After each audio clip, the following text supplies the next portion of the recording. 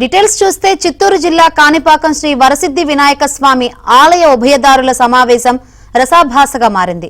ఆలయ వార్షిక బ్రహ్మోత్సవాలకు ముందు ఉభయదారులతో ప్రతి ఏటా ప్రత్యేక సమావేశం నిర్వహించారు. అందులో భాగంగానే సెప్టెంబర్ నెల 7వ తేదీ నుంచి 27 వరకు జరగనున్న స్వామివారి వార్షిక బ్రహ్మోత్సవాల ఏర్పాట్లపై ఆలయ ఉభయదారులతో ఈవో వెంకటేష్ అధికారులు కలిసి సమావేశం నిర్వహించారు. ఆలయ ప్రతిష్టను పెంపొందించే విధంగా ఆహ్వాన పత్రికలు ఉండాలి, కానీ చిత్తు పేపర్లలో ఆహ్వాన పత్రికలు ముద్రించడం ఏంటని ఏవోను ఉభయదారులు ప్రశ్నించారు.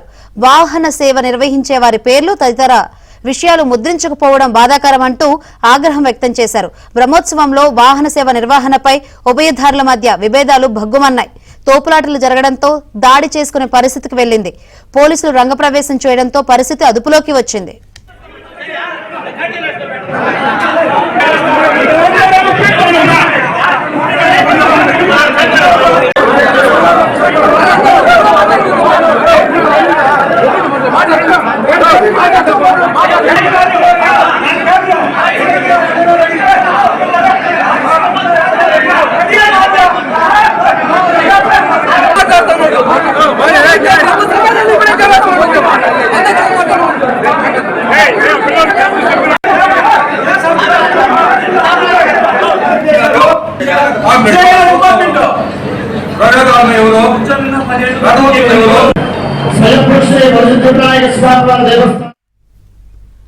చిత్తూరు జిల్లా కాణిపాకం శ్రీ వరసిద్ధి వినాయక స్వామి ఆలయ ఉభయదారుల సమావేశం రసాభాసగా మారింది.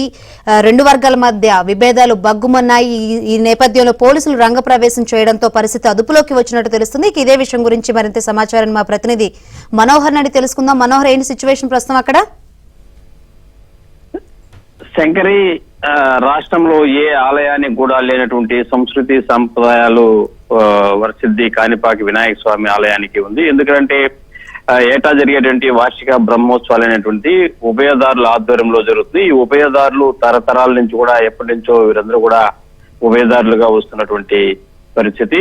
మొత్తము 14 గ్రామాలకు సంబంధించినటువంటి 40 కుటుంబాలు ఈ ఆలయంలో ఉభయదారులుగా ఉన్నారు. అయితే వార్షిక బ్రహ్మోత్సవాల నిర్వహణ సందర్భంగా ప్రతి ఏటా కూడా సాంప్రదాయబద్ధంగా సమావేశం ముందుగా నిర్వహిస్తారు. ఏ విధంగా నిర్వహించాలి, ఏ విధంగా బ్రహ్మోత్సవాలు కొనసాగించాలి, అదే విధంగా ఒక్కొక్క రోజు ఒక్కొక్క రకమైన వాహన సేవ ఉంటుంది. ఈ వాహన సేవలను ఒక్కొక్క కుటుంబం వారు నిర్వహిస్తూ ఉంటారు. ఆ క్రమంలోనే ఈ సెప్టెంబర్ 7వ తేదీ నుంచి 21 రోజుల పాటు జరిగేటువంటి వార్షిక బ్రహ్మోత్సవాల సందర్భంగా ఈవేళ ఈవో ఇతర అధికారులందరూ కూడా కలిసి ఉభయదారులతో ప్రత్యేక సమావేశాన్ని కూడా నిర్వహించిన పరిస్థితి.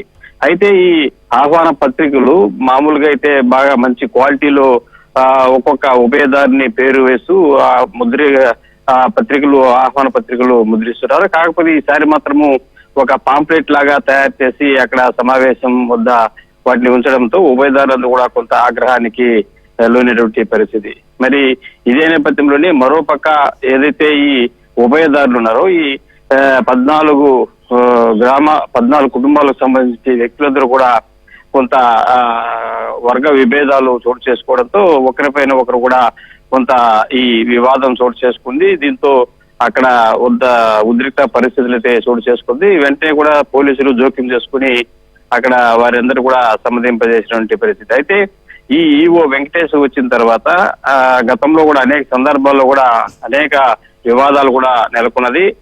నిబంధనలకు విరుద్ధంగా ఈ కార్యక్రమాలు నిర్వహించడం ఏంటని, అదేవిధంగా ఈ ఆలయం అనేటువంటిది ఉభయదారుల ఆధ్వర్యంలో నడుస్తుంది. అధికారులు ఇవన్నీ కూడా పెత్తనం చెలాయిస్తున్నారు. వీటన్నిటినీ కూడా ఉభయదారులందరూ కూడా ఖండించాలి అనేటువంటి ఒక ఏకతాటిపైకి రావాల్సినటువంటి ఉభయదారులు వర్గాలుగా విడిపోయి కొంతమంది అధికారులకు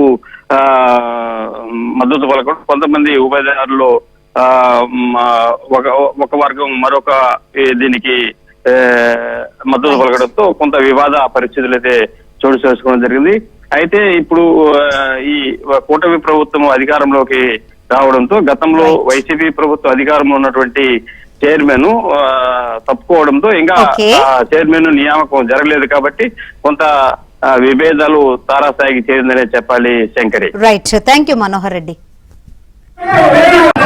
చూడండి ఇంతమంది ఆఫీసులో